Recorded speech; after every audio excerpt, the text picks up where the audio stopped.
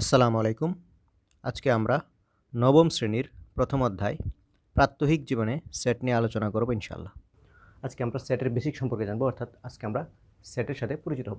আমরা যদি সেটের বেসিক সম্পর্কে ভালোভাবে ধারণা থাকে আমাদের, তাহলে এই অধ্যায়ের যে সমস্যাগুলো আছে সেই সমস্যাগুলো আমরা খুব সহজেই সমাধান করতে পারবো ইনশাআল্লাহ। তো প্রথমে আমরা জানবো সেট কাকে বলে।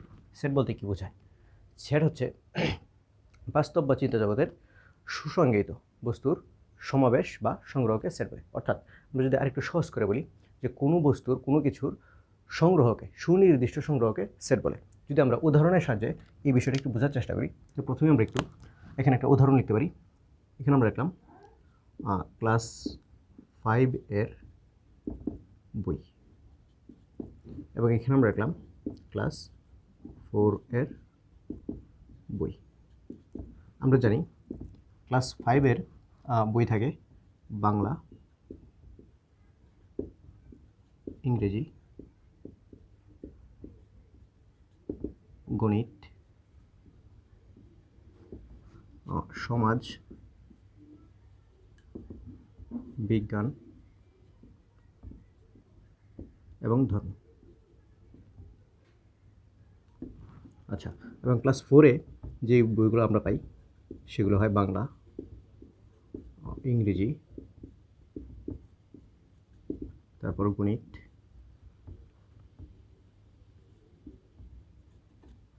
সমাজ বিজ্ঞান এবং ধর্ম। এগুলো হচ্ছে ক্লাস 5-এর বই এবং এগুলো ক্লাস 4-এর বই। অর্থাৎ এটা পঞ্চম শ্রেণী, এটা চতুর্থ শ্রেণীর। আমরা বইগুলো এখানে লিখলাম। এখন ধরেন কোনো ছাত্র, অর্থাৎ ধরেন আমি ক্লাস 4 থেকে 5 উঠলাম। এখন আমি স্কুলে গিয়ে বলবো, স্যার আমাকে ক্লাস 5-এর এক্সেট বই দিন, তাই না? এখন স্যার যদি আমাকে এই বাংলা, ইংরেজি, অঙ্ক, সমাজ বিজ্ঞান, ধর্ম, অর্থাৎ এই বইগুলো দেয়, তাহলে অবশ্যই আমি নেব না, কারণ আমার ক্লাস 5-এর বই দরকার। অর্থাৎ আমাকে অবশ্যই বাংলা, যদিও ক্লাস 4-এর বাংলা বই, এখানে বাংলা, এটা বাংলা, ইংরেজি, গণিত, সমাজ বিজ্ঞান, ধর্ম বই কিন্তু সেম, কিন্তু তারপরে আমি কি এই বাংলা, ইংরেজি, গণিত, সমাজ বিজ্ঞান, অর্থাৎ এই ক্লাসের বইগুলো আমি নিব না। কারণ কি আমার ক্লাস 5-এর এই বাংলা, ইংরেজি, অঙ্ক, সমাজ বিজ্ঞান, ধর্ম বইগুলো প্রয়োজন। এটি হচ্ছে সুনির্দিষ্ট, অর্থাৎ আমাদেরকে যা বলা হবে ওই সেটের সেই উপাদানগুলি প্রয়োজন। অর্থাৎ আমি এইখানে ইচ্ছে করলেই এই বাংলা, ইংরেজি বই নিতে পারবো না, কারণ আমার ক্লাস 5-এরই, অর্থাৎ এই ক্লাস 5-এরই বাংলা, ইংরেজি, অঙ্ক, সমাজ বিজ্ঞান, ধর্ম বই আমাদের প্রয়োজন। এটি হচ্ছে সুনির্দিষ্ট সংগ্রহ। এখন আমরা যদি আরেকটু ভালোভাবে আরও দুই একটা উদাহরণ দিই, এটা হচ্ছে বাস্তব উদাহরণ। আমরা যদি গণিতের সাহায্যে একটু উদাহরণ দিই, আমরা যদি এখানে লিখি, যদি আমরা লিখি যে স্বাভাবিক, আমরা এখানে লিখলাম যে প্রথম 5টি স্বাভাবিক সংখ্যার সেট, স্বাভাবিক সংখ্যার সেট।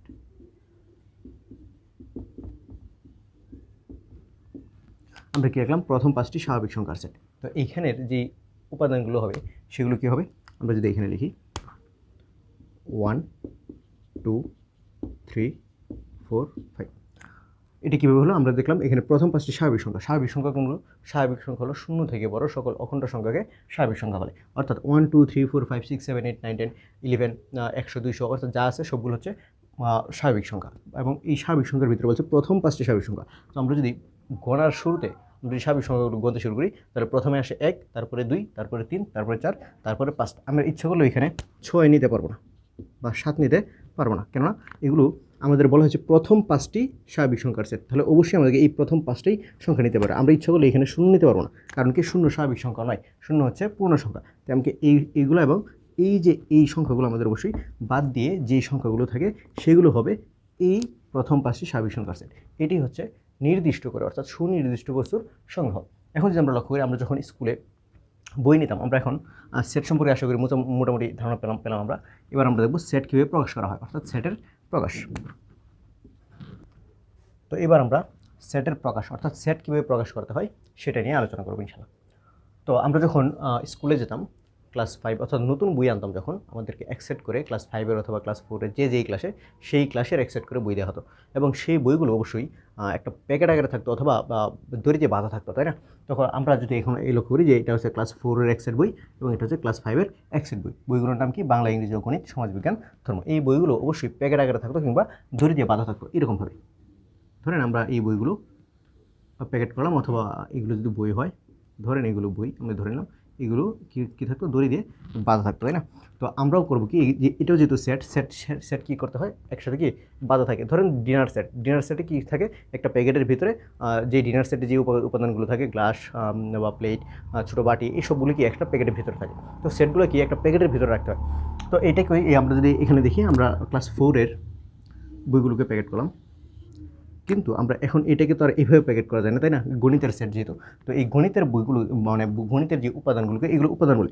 আমরা যদি বলি যে প্রথম 5টি স্বাভাবিক সংখ্যার সেটের যে উপাদানগুলো, সেই উপাদানগুলোর নাম কি? সেই উপাদানগুলো হলো 1, 2, 3, 4, 5 এবং প্রত্যেকটা উপাদানই দেখেন আমরা কমা দ্বারা কী করছি?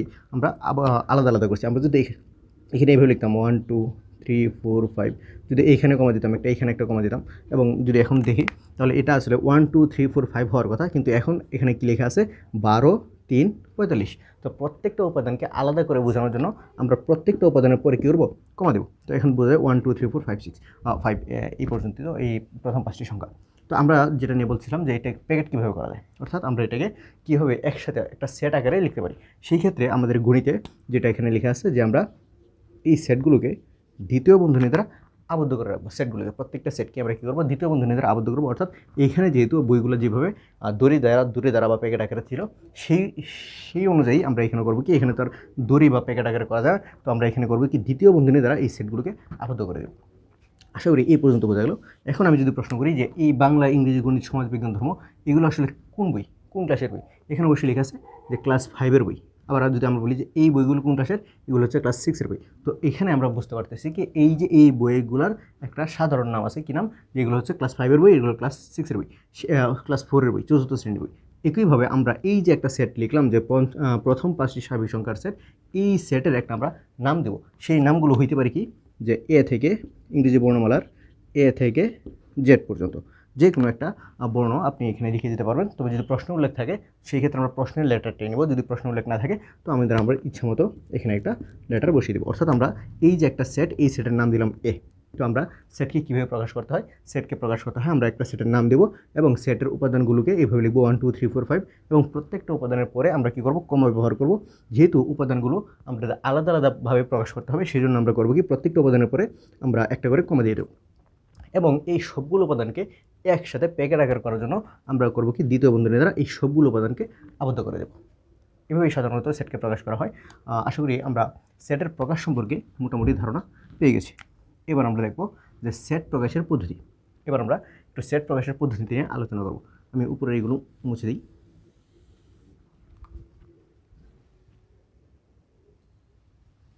আচ্ছা, তো এবার আমরা সেট প্রকাশের পদ্ধতি নিয়ে আলোচনা করব। আমরা জানলাম সেট কাকে বলে, সেট কীভাবে প্রকাশ করতে হয়। এবার আমরা দেখব সেটকে কতভাবে প্রকাশ করা যায়। আমরা সাধারণত সেটকে দুইভাবে প্রকাশ করতে পারি। যেমন এখানে কি এখানে লেখা আছে প্রথম 5টি স্বাভাবিক সংখ্যার সেট। সেই সেটগুলো কী কী? সেটের উপাদানগুলো কী কী? 1, 2, 3, 4, 5 এবং এই সেটের আমরা একটা নাম দিলাম এ। এটা একটা পদ্ধতি। এবং আমরা আরেকভাবে লিখতে পারি। সেটা কি? যেমন ধরলাম এখানে লেখা আছে কি প্রথম 5টি স্বাভাবিক সংখ্যার সেট। এটা একটা সেটে কী হবে সেগুলো লেখা আছে, আর এখানে দেওয়া আছে কি উপাদানগুলো দেওয়া আছে। তো আমরা যদি একটু বিস্তারিত পড়তে চাই, যে প্রথমে যে সেটটা আছে সেটা হচ্ছে তালিকা পদ্ধতি। তালিকা পদ্ধতি। এবং আমরা দ্বিতীয়তে যে সেটটা পড়ব সেটা হচ্ছে সেট গঠন পদ্ধতি। সেট গঠন পদ্ধতি। এখন তালিকা পদ্ধতি কোনগুলো? তালিকা মানে তো বোঝেন লিস্ট করা থাকে, অর্থাৎ প্রত্যেকটা উপাদান এখানে কি উল্লেখ থাকবে। যেমন আমরা এখানে এ একটা সেট, আমরা যদি এখানে এটা লিখি যে এ একটি সেট, এই সেটের উপাদানগুলো কি? 1, 2, 3, 4, 5। এখন আমরা যদি দেখি যে এখানে এই সেটের নাম কি? এ এবং এই সেটের উপাদানগুলো হলো 1, 2, 3, 4, 5। এখানে স্পষ্টভাবে উপাদানগুলো উল্লেখ আছে। যেই সেটের ভিতরে প্রত্যেকটা উপাদান স্পষ্টভাবে উল্লেখ করা থাকে সেই সেটকে বলা হয় তালিকা পদ্ধতি। এবং আমরা তালিকা পদ্ধতি এবং গঠন পদ্ধতির মধ্যে পার্থক্য জানবো যখন দুইটা সম্পর্কে আমাদের ধারণা থাকবে। এবার আমি গঠন পদ্ধতি অর্থাৎ এই সেট তালিকা পদ্ধতি থেকে আমরা এখন গঠন পদ্ধতিটা নির্ণয় করব। আচ্ছা, তো গঠন পদ্ধতি নিতে গেলে আমরা প্রথমে এই সেটের নামটা লিখব। সেটের নাম হচ্ছে এ, এবং সেটকে প্যাকেট করার জন্য আমরা জানি কি করতে হয়, দ্বিতীয় বন্ধনী দিতে হয়। তো আমি প্রথমে একটা দ্বিতীয় বন্ধনী দিলাম এবং শেষে আরেকটা দ্বিতীয় বন্ধনী দিয়ে আবদ্ধ করে দেব। তো এখন আমরা এইটাকে অর্থাৎ এই উপাদানগুলোর গঠন পদ্ধতি নির্ণয় করব। তো এখানে কি লেখা আছে 1 2 3 4 5। সেই ক্ষেত্রে আমরা যখন এই উপাদানগুলোকে গঠন পদ্ধতিতে নিতে যাব তখন এই উপাদানগুলোর একটা সাধারণ নাম এখানে লিখতে হবে। এখন সাধারণ নাম কি, আমরা যদি আরেকটা উদাহরণ দিই, ধরেন এখানে আমি কয়েকটা চিত্র আঁকতেছি।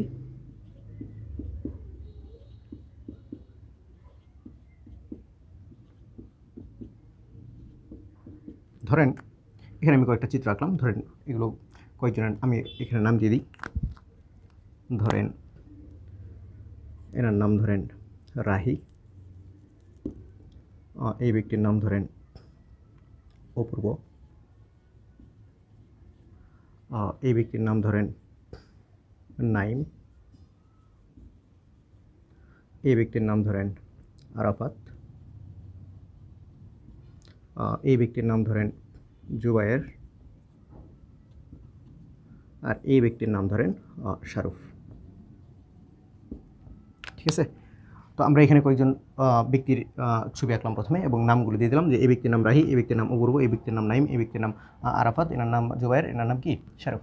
এখন আমি যদি চাই যে এই প্রত্যেককে একটা নামে ডাকার জন্য অর্থাৎ এদের একটা সাধারণ নাম দিতে চাই, তাহলে আমরা যদি দেখি এই যে এরা আছে প্রত্যেকেই, এই প্রত্যেককে আমি একটা সাধারণ নামে ডাকতে পারি। সেই সাধারণ নামটা কি? সেই সাধারণ নামটা হচ্ছে মানুষ। অর্থাৎ এদেরকে প্রত্যেককেই আমরা কী নামে ডাকতে পারি? আমরা মানুষ হিসেবে এদেরকে ডাকতে পারি। ইনিও একজন মানুষ, ইনিও মানুষ, ইনিও মানুষ, অর্থাৎ এরা প্রত্যেকেই একজন মানুষ। তবে এদেরকে প্রত্যেকের আলাদা নাম আছে। তো আলাদা নাম কি? রাহি, অপূর্ব, নাইম, আরাফাত, জুবায়ের, শারুফ। কিন্তু এদের প্রত্যেকের একটা সাধারণ নাম কি? মানুষ। এখনও এদের প্রত্যেকের একটা আলাদা আলাদা নাম আছে। এই ব্যক্তির নাম 1, এই ব্যক্তির নাম 2, এটা 3, এটা 4, এটা 5। তবে এদের প্রত্যেকের একটা সাধারণ নাম দেব, সেই সাধারণ নামটা আমরা ধরে নিলাম এক্স। অর্থাৎ আমরা যখন কোনো তালিকা পদ্ধতি থেকে কোনো তালিকা সেট অর্থাৎ সেটের তালিকা পদ্ধতি থেকে যখন গঠন নিব, সেট গঠন পদ্ধতি নেব, তখন আমাদের এই যে উপাদানগুলো, এই উপাদানগুলোর একটা সাধারণ নাম দিতে হবে। সাধারণ নাম কি? এক্স। যেমন মানুষ দ্বারা এই প্রত্যেকজনকে বোঝায়, তেমনি এই এক্স দ্বারা এই প্রত্যেকটা উপাদানকে বোঝাচ্ছে। আচ্ছা, এখন যদি আমি বলি যে এই মানুষগুলোর বৈশিষ্ট্য কী, এই মানুষগুলোর বৈশিষ্ট্য কী? এদের দুটো চোখ আছে, এরা কথা বলতে পারে, এরা হাঁটাচলা করতে পারে, এগুলো হলো মানুষের বৈশিষ্ট্য। এবার আমরা করব কি, এই যে এক্স দিলাম, অর্থাৎ এই যে এদের সাধারণ একটা নাম দিলাম এক্স, এই এক্সের বৈশিষ্ট্যগুলো আমরা এর পরবর্তী লাইনে লিখব। আমরা লিখব সাজ দ্যাট। অর্থাৎ আমরা যদি প্রশ্ন করা হয় আমাদেরকে যে এক্সটা কীরূপ, এক্সটা কীরকম, মানে এক্সের বৈশিষ্ট্য কী, তখন আমরা লিখব এক্স সাজ দ্যাট। অর্থাৎ এক্সটা এরূপ যেন। এক্স কী সংখ্যা বলেন তো এখানে? 1 2 3 4 5, এগুলো সব স্বাভাবিক সংখ্যা না? তো আমরা লিখতে পারি এক্স স্বাভাবিক সংখ্যা।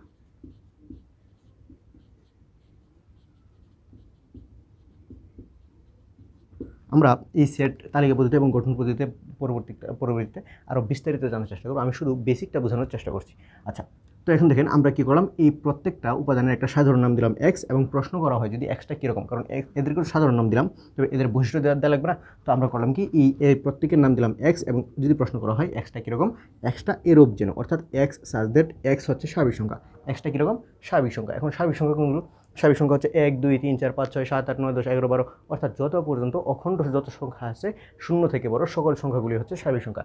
এখন এখানে আমাদের এই শর্ত অনুযায়ী 999 এটার ভিতরে পড়ে যায়, কারণ কি 999 0 থেকে বড় এবং অখণ্ড সংখ্যা।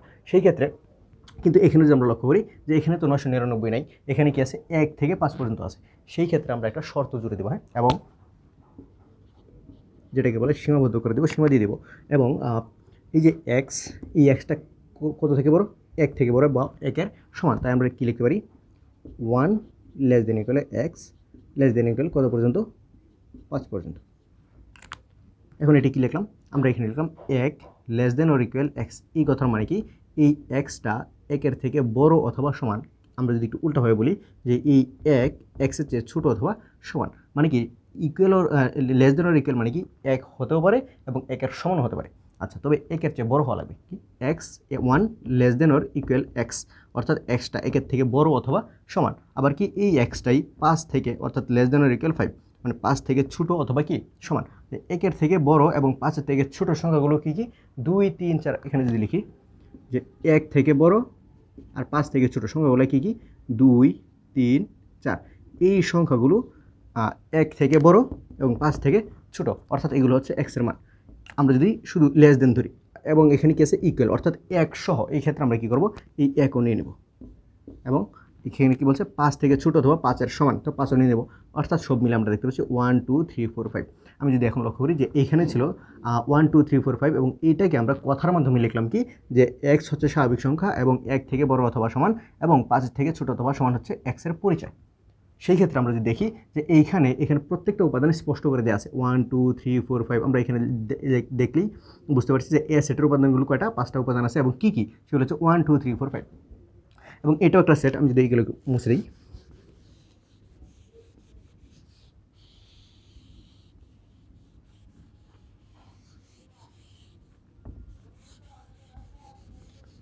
এখানে যদি লক্ষ্য করি যে এই সেটের নাম হচ্ছে এ এবং এই সেটের সাধারণ উপাদান এক্স, অর্থাৎ এক্স কীরকম, এক্স হচ্ছে স্বাভাবিক সংখ্যা এবং 1 থেকে বড় অথবা সমান এবং 5 থেকে ছোটো অথবা সমান কে এক্স, অর্থাৎ এক্সের মানগুলো 1 থেকে বড়, 5 থেকে ছোটো, 1 সহ 5 সহ। সেই ক্ষেত্রে এখানে যদি আমরা লক্ষ্য করি এখানে কোনো উপাদান উল্লেখ নেই, তবে উপাদানগুলো কী হবে সেই সম্পর্কে একটা ধারণা দেওয়া আছে, একটা শর্ত দেওয়া আছে, কিংবা এই উপাদানগুলোর বৈশিষ্ট্য দেওয়া আছে, তাই না? কিন্তু এইখানে যদি লক্ষ্য করি এখানে উপাদানগুলো উল্লেখ করা আছে। সেই ক্ষেত্রে যেই সেটের ভিতরে উপাদানগুলো উল্লেখ থাকে তাকে বলা হয় তালিকা পদ্ধতি, এবং যেই সেটে উপাদানগুলো উল্লেখ থাকে না তবে উপাদানগুলো কী হবে সেই সম্পর্কে একটা ধারণা দেওয়া থাকে, একটা শর্ত দেওয়া থাকে, কিংবা এর কিছু বৈশিষ্ট্য বা ধর্ম দেওয়া থাকে, তাকে আমরা বলবো যে গঠন পদ্ধতি। তো গঠন পদ্ধতি কোনটা, যেখানে তালিকা পদ্ধতিতে অর্থাৎ সেটের উপাদানগুলো সুনির্দিষ্টভাবে দেওয়া থাকে না সেটা হচ্ছে গঠন পদ্ধতি, এবং যেই সেট পদ্ধতিতে সেটের উপাদানগুলো সুনির্দিষ্টভাবে দেওয়া থাকে তাকে বলা হয় তালিকা পদ্ধতি।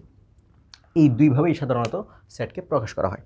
তো আমরা আশা করি সেট প্রকাশের পদ্ধতি সম্পর্কেও কিছুটা ধারণা পেয়েছি ইনশাল্লাহ। আচ্ছা, এবার আমরা পরবর্তীতে সেটের কিছু প্রকারভেদ সম্পর্কে আলোচনা করার চেষ্টা করব। প্রথমেই আমরা দেখব সার্বিক সেট কাকে বলে। সার্বিক সেট আমরা যখন কিছু গাণিতিক সমস্যার সমাধান করব তখন কয়েকটা সেট নিয়ে আলোচনা করব, অর্থাৎ একটা সমস্যার সমাধানের ক্ষেত্রে আমরা কয়েকটা সেট নেব। ধরেন আমরা এখানে যদি কয়েকটা সেট নিয়ে নিই, আমরা একটু মুছে দিই। ধরলাম একটা সেট এবং আরেকটা সেট নিই বি, এই সেটের কিছু উপাদান দিয়ে দিই আমরা 4, 5, 6, 7। সি আরেকটা সেট নিই, এই সেটে কিছু উপাদান দিই যে 4, 6, 8 এই পর্যন্তই থাক, এবং আরেকটা সেট নিই ডি, এই সেটের উপাদান আমরা দিই 3, 5, 7, 9। এবং আমরা এখানে আরেকটা সেট নিই ইউ, এই সেটের উপাদানগুলো আমরা দিই 1, 2, 3, 4, 5, 6, 7, 8, 9, 10। আচ্ছা, তো এখানে মোট কয়টা সেট আছে?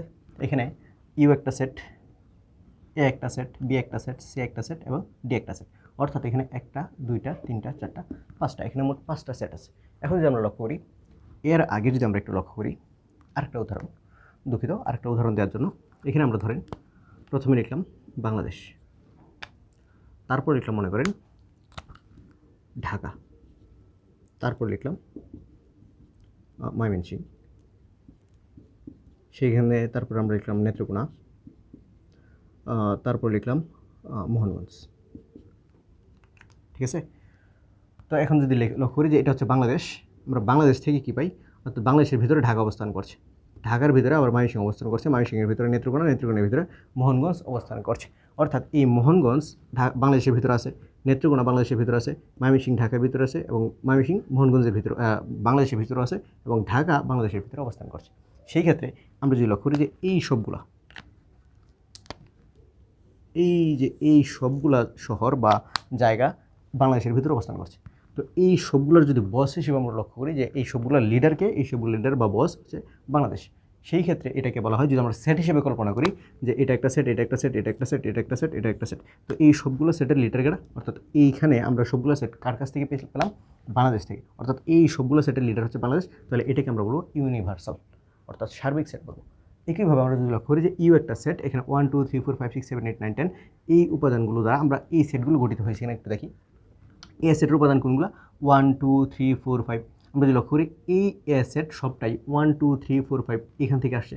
আমরা যদি লক্ষ্য করি, আমরা যদি বলি বোঝার সুবিধার্থে যদি বলি যে এ যে সেটটা গঠিত হয়েছে এই সেটের উপাদানগুলো এই এ ইউ, অর্থাৎ ইউ যে সেট ছিল এই সেট থেকে এই উপাদানগুলো এ ঋণ নিয়ে সে নিজেকে গঠিত করছে।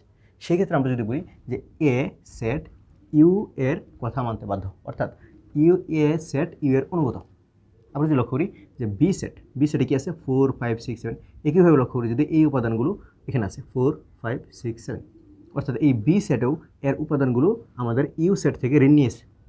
একইভাবে আমরা যদি দেখি সি সেট, এই সি সেটের উপাদান 4 6 8, আমরা যদি লক্ষ্য করি 4 6 8, অর্থাৎ এই সি সেটেও এই ইউ সেটের মধ্যে অবস্থিত। আমরা যদি লক্ষ্য করি ডি সেট 3 5 7 9, এই সবগুলো আমরা যদি লক্ষ্য করি 3 5 7 9 এই উপাদানগুলো এখান থেকে আসছে, অর্থাৎ এই ডি সেটও গঠিত হইল এই ইউ সেটের মাধ্যমে।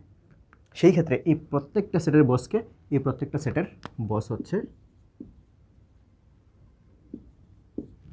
এই ইউ। সেই ক্ষেত্রে আমরা ইউকে বলবো ইউনিভার্সাল সেট। এখন যদি সংজ্ঞার কথা বলি, তো সংজ্ঞাতে বলতে পারি আমরা যে আলোচনায় সংশ্লিষ্ট, অর্থাৎ আলোচনায় যতগুলো সেট আলোচনা করা হয় সেই আলোচনার সাপেক্ষে এই প্রত্যেকটা সেট, অর্থাৎ অন্যান্য সেটগুলো যে নির্দিষ্ট সেট থেকে, অর্থাৎ ইউ থেকে যে নির্দিষ্ট সেট থেকে উপাদান নিয়ে গঠিত হয়, সেই নির্দিষ্ট সেটটাকে বলা হয় আমাদের ইউনিভার্সাল সেট, অর্থাৎ সার্বিক সেট। তো সার্বিক সেট কোনটা? সার্বিক সেট হচ্ছে সকল সেট যেই সেট থেকে আসে, অর্থাৎ এই সবগুলো সেট আমাদের এই সার্বিক সেটের উপাদানের মাধ্যমে গঠিত হয়েছে। সেই ক্ষেত্রে আমরা এই ইউকে বলা হয়, এই সার্বিক সেটকে সাধারণত ইউ দ্বারা প্রকাশ করা হয়, কারণ ইউকে আমরা ইউনিভার্সাল, অর্থাৎ ইউনিভার্সাল সেট বলি সার্বিক সেটকে। এই ইউনিভার্সালের ইউ দ্বারা এই সার্বিক সেটের নামকরণ করা হয় ইউ। তবে সাধারণত এটা ইউ লেখা হয়, আপনি যদি চান অন্য কোনো নাম দ্বারাও এটা প্রকাশ করা যায়, যেমন আমরা সেক্ষেত্রে উল্লেখ করে দেবো সার্বিক সেট এম, অথবা আপনার যেমন চায়। তবে সাধারণত সার্বিক সেটকে ইউ দ্বারাই প্রকাশ করা হয়। তো আশা করি আমরা সার্বিক সেট সম্পর্কে ধারণা পেয়েছি। এবার আমরা দেখব সসীম সেট কাকে বলে। আমরা এই সেটগুলো মুছলাম। এখন এখানে একটা সেট রাখলাম, এটা কি আমরা এটা একটু লিখে নিই যে এটা ছিল প্রথম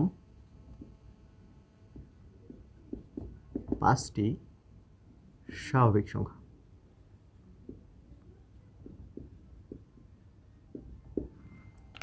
এটা ছিল প্রথম 5টি স্বাভাবিক সংখ্যা। এখন আমরা লিখলাম, ধরেন আমরা লিখলাম আমরা লিখলাম যে স্বাভাবিক জোড় সংখ্যার সেট, স্বাভাবিক জোড় সংখ্যার সেট, জোড় সংখ্যার সেট। এখন স্বাভাবিক জোড় সংখ্যার সেট কীভাবে লিখব? আমরা জানি যে কোনো সেট গঠন করতে হলে এর একটা নাম দিতে হয়। তো আমরা একটা এই স্বাভাবিক জোড় সংখ্যার সেটের একটা নাম দিলাম, ধরলাম এম, তারপর সমান দিলাম। আমরা জানি যে সেটকে প্যাকেট করতে আমরা কী ব্যবহার করি? দ্বিতীয় বন্ধনী। আচ্ছা, তো এখানে কি লেখা আছে? স্বাভাবিক জোড় সংখ্যা। স্বাভাবিক সংখ্যা কোনগুলো? স্বাভাবিক সংখ্যা হচ্ছে 0 থেকে বড় সকল অখণ্ড সংখ্যা, অর্থাৎ 1 2 3 4 5 6 7 8 9 10 11, তারপর 11 12 13 14, মানে 100 100 200, মানে যত অখণ্ড সংখ্যা আছে 0 থেকে বড় সবগুলোই হচ্ছে আমাদের স্বাভাবিক সংখ্যা। তবে এখানে স্বাভাবিক সংখ্যা নেওয়া যাবে না, এখানে স্বাভাবিক জোড় সংখ্যাগুলো নিতে হবে। এখন আমরা এই স্বাভাবিক সংখ্যাগুলো যদি লক্ষ্য করি, এখানে স্বাভাবিক সংখ্যার ভিতরে আমরা জানি 2 হচ্ছে জোড় সংখ্যা, 2 4 6 8 10 12 14 16, এই সবগুলো হচ্ছে জোড় সংখ্যা। তো এই সেটের উপাদানগুলো কী হবে? এই সেটের উপাদানগুলো হবে 2 4 6 8 10 12 14 16। আচ্ছা, এখানে আমরা যদি একটা জিনিস লক্ষ্য করি, এখানে লেখা আছে প্রথম 5টি স্বাভাবিক সংখ্যা। সেই ক্ষেত্রে আমরা প্রথম 5টি স্বাভাবিক সংখ্যা নিচ্ছে 1 2 3 4 5, এর পরবর্তীতে যাওয়া যাবে না, কারণ কি প্রথম 5টি বলছে। এখানে কি উল্লেখ করা আছে যে এখানে 5টি নেওয়া লাগবে, 5টির বেশি নেওয়া যাবে না বা কমও নেওয়া যাবে না। তবে এখানে লক্ষ্য করি, এখানে লেখা আছে যে স্বাভাবিক জোড় সংখ্যার সেট। তবে এখানে শুধু স্বাভাবিক জোড় সংখ্যা বলা হয়েছে, কত পর্যন্ত নেব এটা বলা হয়নি। সেক্ষেত্রে আমরা নিতেই পারি যত ইচ্ছা, 2 4 6 8 10 12 14 16 18 20 যত আছে, অর্থাৎ যত এখানে আমরা এখানে ইচ্ছা হলে আমরা ডট ডট 100 লিখতে পারি, কারণ 100 একটা জোড় সংখ্যা। আরও বেশি যত মন চায় আমরা এখানে 900 98 লিখতে পারি, কারণ কি 998 একটা জোড় সংখ্যা, স্বাভাবিক জোড় সংখ্যা। এখন কত পর্যন্ত যাবো সেটার কি এখানে উল্লেখ নেই। সেই ক্ষেত্রে আমরা কিছু লেখার পর ধরেন 14 পর্যন্ত লিখলাম, লেখার পর আমরা ডট ডট ডট দিলাম, অর্থাৎ আরও আছে, তারপর আমরা এটা দ্বিতীয় বন্ধনীর আবদ্ধ করে বন্ধ করে দিলাম। এখন যদি আমি প্রশ্ন করি যে এ সেটের উপাদান কয়টা, এ সেটের সদস্য কয়টা, আমরা যদি লক্ষ্য করি যে 1 2 3 4 5, এ সেটের সদস্য হচ্ছে 5টা। আমি যদি আরেকটা লিখি, যেমন করেন ডি একটা সেট, এই সেটের উপাদান লিখলাম 10 11 12। এখন আমি যদি বলি ডি সেটের উপাদান কয়টা, 10 11 12 কয়টা, একটা দুইটা তিনটা। ডি সেটের উপাদান 3টা এবং এ সেটের উপাদান 1 2 3 4 5টা। কিন্তু আমি যদি বলি যে এম সেটের উপাদান কয়টা, এখানে দেখা যাচ্ছে কি 1 2 3 4 5 6 7টা। তো এখানে এম সেটের উপাদান কি 7টা নাকি আরও আছে? আরও আছে। তো কারণ এটা কি জোড় সংখ্যা, জোড় সংখ্যা তো 14 পর্যন্ত বলা হয়নি, আরও থাকতে পারে। তো এখানে আমরা ডট দিলাম, মানে কি এর পরে 14 পরে আরও অনেক সংখ্যা আছে যেগুলো জোড়। সেই ক্ষেত্রে আমরা এর মানে বাস্তব যেই সংখ্যা, মানে বাস্তব যেই সংখ্যাটা, অর্থাৎ এম এর উপাদান সংখ্যাটা আমরা বাস্তবভাবে বলতে পারতেছি না। কারণ কি 2 4 6 8 10 12 এটা কত পর্যন্ত কে শেষ হয় সেটা আমাদের জানা নেই, কারণ কি এখানে উল্লেখ নেই। এখানে শুধু বলা আছে জোড় সংখ্যা, স্বাভাবিক জোড় সংখ্যা কত পর্যন্ত সেটা উল্লেখ নেই। সেই ক্ষেত্রে আমরা বলতে পারবো না যে এর উপাদান কয়টা। কিন্তু এখানে আমরা এখানে বলতে পারবো যে 1 2 3 4 5, এখানে উপাদান সংখ্যা 5টা এবং এইখানের উপাদান সংখ্যা 10 11 12 3টা। অর্থাৎ এই গণনার দিক দিয়ে আমরা কিছু সেটের উপাদান সংখ্যা গণে বলে দিতে পারি যে এখানে উপাদান কয়টা করে আছে, এবং কিছু সেট এরকম আছে যাদের উপাদান সংখ্যা আমরা গণে এর নির্দিষ্ট যেই সংখ্যাটা, অর্থাৎ কতগুলো উপাদান আছে সেগুলো আমরা বলে বা গুণে প্রকাশ করতে পারি না। যেমন 2 4 6 8 10 12 14, এরপরে 16 আছে 18 আছে, কত পর্যন্ত আছে আমরা জানি না। এইরকম দিক দিয়ে আমরা বলতে পারি যে এই সেটের উপাদান সংখ্যা গণে আমরা বলে দিতে পারি যে এর উপাদান সংখ্যা কয়টা, তাদেরকে বলা হয় সসীম সেট। অর্থাৎ এই সেটের সীমা আছে, কিন্তু এই সেটের সীমা নেই। দেখেন 14 পরে তো আরও আছে, কত পর্যন্ত আছে আমি জানি না। তবে এটার এই ক্ষেত্রে আমরা বলতে পারি যে এই সেটের কোনো সীমা নেই। যেই সেটের সীমা নেই তাকে বলা হয় অসীম, এবং যেই সেটের সীমা আছে তাদেরকে বলা হয় সসীম। যদি বইয়ের ভাষায় বলা হয় তাহলে আমরা বলতে পারি যে এই সেটের উপাদান সংখ্যা গণে আমরা বের করে দিতে পারি যে এই সেটের উপাদান কয়টা আছে, সেই সেটগুলোকে বলা হয় সসীম সেট। এবং যেই সেটের উপাদান সংখ্যা আমরা গণে নির্ধারণ করতে পারি না, অর্থাৎ এখানে কয়টা সেটের উপাদান আছে সেটা আমরা নির্ধারণ করতে পারি না, তাদেরকে বলা হয় অসীম সেট। অর্থাৎ আমরা সার্বিক সেট সম্পর্কে ধারণা পেলাম। আমরা সসীম সেট কি, সসীম সেট হচ্ছে যে সেটের উপাদান সংখ্যা করে বের করা যায়, আমরা গুনতে পারি, সেই সেটকে বলা হয় সসীম সেট। এবং যেই সেটের উপাদান সংখ্যা আমরা গুনতে অর্থাৎ গুণে নির্ধারণ করতে পারি না যে উপাদান কয়টা আছে, সেই সেটগুলোকে বলা হয় অসীম সেট। সহজ ভাষায় যদি বলি যে সসীম হচ্ছে সেই সকল সেট যেই সকল সেটের সীমা আছে, এবং অসীম সেট হচ্ছে সেই সকল সেট যেই সকল সেটের উপাদান সংখ্যা অর্থাৎ সীমা নেই, যে সেটের উপাদানের কি কোনো সীমানা নেই, নির্ধারণ নেই, তাদেরকে বলা হয় অসীম সেট। আজকে এই পর্যন্তই। আমরা আজকে যা পড়লাম যে সেট কাকে বলে, সেট হচ্ছে কোনো বস্তুর নির্দিষ্ট সংগ্রহ। যদি আরেকটু ভালোভাবে বলা হয় যে বাস্তব বা চিন্তা জগতের সুসংজ্ঞায়িত বস্তুর সমাবেশ বা সংগ্রহকে সেট বলা হয়। সেট কীভাবে প্রকাশ করতে হয়, সেটের একটা নাম দিতে হয়, সেটকে দ্বিতীয় বন্ধনী দ্বারা আবদ্ধ করতে হয়, এবং সেটের প্রত্যেকটা উপাদানকে কমার মাধ্যমে আলাদা আলাদা করে বোঝাতে হয়। এবং সেট কীভাবে প্রকাশ করতে হয় আমরা জানলাম। সেট প্রকাশের পদ্ধতি কয়টি, দুটি। একটি হচ্ছে তালিকা পদ্ধতি, একটি সেট গঠন পদ্ধতি। তালিকা পদ্ধতি কোনগুলো? তালিকা পদ্ধতি হচ্ছে ওই সকল সেট যেই সকল সেটের ভিতরে উপাদানগুলো সুনির্দিষ্টভাবে উল্লেখ করা থাকে। এবং সেট গঠন পদ্ধতি কোনগুলো? সেট গঠন পদ্ধতি হচ্ছে সেই সকল সেট যেই সকল সেটের ভিতরে সেটের উপাদানগুলো সুনির্দিষ্টভাবে দেওয়া থাকে না, তবে সেট কী হবে সেই সম্পর্কে কিছু ধারণা দেওয়া থাকে কিংবা কিছু শর্ত দেওয়া থাকে, ধর্ম দেওয়া থাকে, সেই সকল সেটকে বলা হয় সেট গঠন পদ্ধতি। এবং সেটের প্রকার ভিতরে আমরা আজকে 3টি প্রকার শিখলাম। যে সার্বিক সেট, সার্বিক হচ্ছে সকল সেট, অর্থাৎ যে সকল সেটের বস যাকে বলা হয় ইউনিভার্সাল সেট। আচ্ছা, সসীম সেট কাকে বলে? সসীম সেট হচ্ছে যেই সকল সেটের সীমা আছে। অসীম সেট কাকে বলে? যেই সকল সেটের সীমা নেই। সহজ ভাষায় যদি আমরা বুঝতে চাই তাহলে আমরা এইভাবে বলতে পারি। তো সেই ক্ষেত্রে আমরা আজকে সেটের কিছু বেসিক সম্পর্কে আলোচনা করলাম। আমরা আগামীতে আরও কিছু বেসিক সম্পর্কে আলোচনা করব। তারপরে আমরা এই সেটের এই অধ্যায়ের, অর্থাৎ সেট অধ্যায়ের যতগুলো সমস্যা আছে সবগুলো সমস্যা খুব সহজভাবে সমাধান করার চেষ্টা করবো ইনশাল্লাহ। আশা করি আপনারা এই সেট সম্পর্কে কিছুটা যেটুকু পড়লাম এতটুকু আশা করি বুঝতে পারছেন। যদি কোনো প্রশ্ন থাকে তাহলে আমাকে প্রশ্ন করবেন, আমি চেষ্টা করবো আপনাদের প্রশ্নের উত্তর দেওয়ার জন্য। সবাইকে ধন্যবাদ। আসসালামু আলাইকুম।